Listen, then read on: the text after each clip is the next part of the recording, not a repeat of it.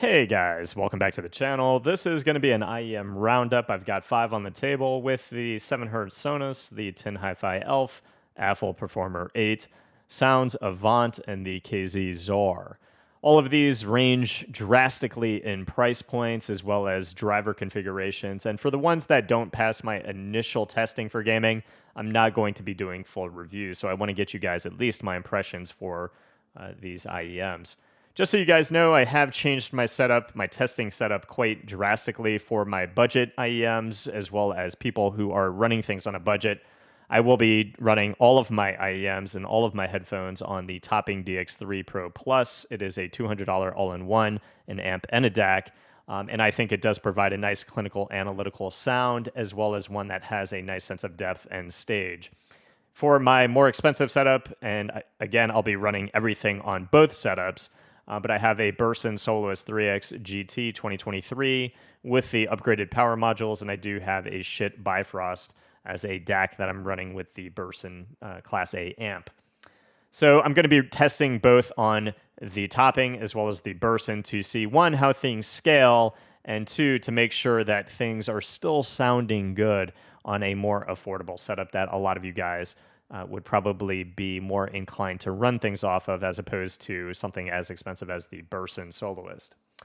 But again, I have the 7Hz Sonus, I have the KZ Czar, and the TINHiFi Elf. I want to start with these three and go over what I think about them for a gaming perspective. The KZ Czar is just so overwhelming in its bass and the sub-bass and mid-bass quantity that it does most certainly flood into the mids. And I don't think that the separation is quite there for the KZ Czar or the layering. That is one of the things that just shuts down my testing for an IEM. If I can't make out the detail that's happening around me at the same time that I'm shooting or somebody else is shooting, let's say a Vandal in Valorant, it's not going to work out. Not only do I think the separation and the layering are not there for the KZ Czar, but the depth perception as well as the horizontal imaging are just not as clear as even something like the 7Hz Sonus, which is cheaper at $60 compared to $100. And this would not get over anything else on my budget Wallhack tier list right now. The KZ Czar, the imaging isn't bad. The depth perception's not bad. The verticality is not bad. It's just not at the level that I would want it to be at for the Wallhack certification. And the separation, the layering, again, are just so bad on this that it just floods out not even your audio cues when you're shooting a Vandal, but when somebody else is shooting a Vandal at a distance, or an operator or a sheriff in Valorant. The bass is just so resounding and overwhelming. It's very hard to pick up any of the micro detail around you, yet alone even people just walking next to you. So for that reason alone, the KZ Czar would not make it to the listing. But again, even that, what we listen to for horizontal imaging, so people walking and about to peek a wall, I just don't find it to be nearly as accurate in detail retrieval as something like the Truther Critical Zero. Now, the exact opposite experience in terms of a frequency and a tuning with the TINHiFi Elf. The Elf is something that almost reminds me of like what you would get with a phone. The tuning is not really all that special. It is very flat. It does not have good resolution, and it is sharp and shrill. It's bland. It's just too flat. It's decent, though, in terms of what you're getting for detail retrieval. The imaging is there. The separation is probably even better than the KZ Czar. Depth perception, imaging aren't bad at all. It's just a very flat experience. The cable that you get with this is just subpar. I don't think that the build quality just yells at me as something that is reeking of quality. So I think just the tuning alone, it's not something that I would necessarily recommend. But depending on the pricing of these, I think if you're looking for that flat experience and you just hate any emphasis on your sub bass or mid bass, you could certainly look at this. I didn't find the audio cues to be that bad. So keep that in mind. But that is not something, along with the KZZR, that's going to make it to a full review. The 7 Hz Sonus. This is a 1DD, 1BA set. It comes in at $60, and this set actually is pretty good. It is almost a mixture of the TINHiFi Elf and the KZZR in the sense that it is something that has a good level of bass, but it doesn't bleed into the mids. The separation is there. The layering is there. The bass quantity is not something that even remotely reaches something like the KZZR. So the separation remains good for when you're shooting or somebody's shooting an operator or a vandal. When ultimates are going off in Apex, it's actually a pretty decent set. I do need to test these, and in comparison to other things on the certification tier list from a budget perspective to see how it stacks up. But I do think that it's got the potential so far to get on the Wallhack certification tier list. Overall, the build quality, I don't like the cable at all, and the build quality, the ergonomics are okay. I think if you have smaller ears, I'm not sure how much you would like these. But in terms of the weight, they're very lightweight. They do look pretty cool, but they feel something that you would expect in that price range. In terms of our next two IEMs, these are the most hefty in terms of their price points. I have the Avant from Soundz, which is a 10 balanced armature set. This set, it's actually unfortunate. I really wanted to love these. This set has a nice sense of imaging and just a beautiful, beautiful sense of depth perception. You can feel the air, and it is a very, I would say, neutral experience. Again, it's an interesting IEM in the sense that it does have a switch where you can turn on what they refer to as immersion mode, which, of course, just bumps up the bass.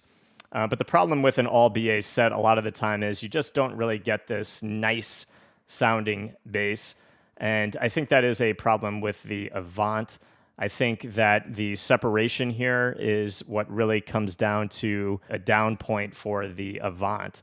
I think that, again, the depth perception might even be better than the Performer 8.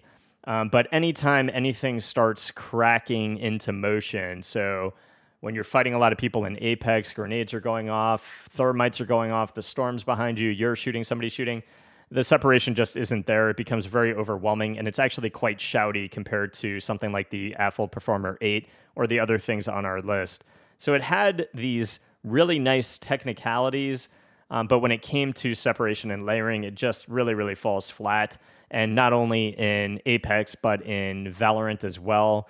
It's just not something that I'd be able to recommend at that price point with such a big element of our Wallhack tier list just falling too far behind in those moments of just intense fighting, third parties, and things when there's a lot going on. It just falls too far behind. The insertion of the IEM in your ear canal really has to have a perfect fit for you to really get the benefits of it. And that was something I didn't really like. I think the ergonomics of the Aful Performer 8 are better. When I didn't have perfect insertion, just the technicalities of what I was hearing in terms of, from a gaming perspective, would just fall behind.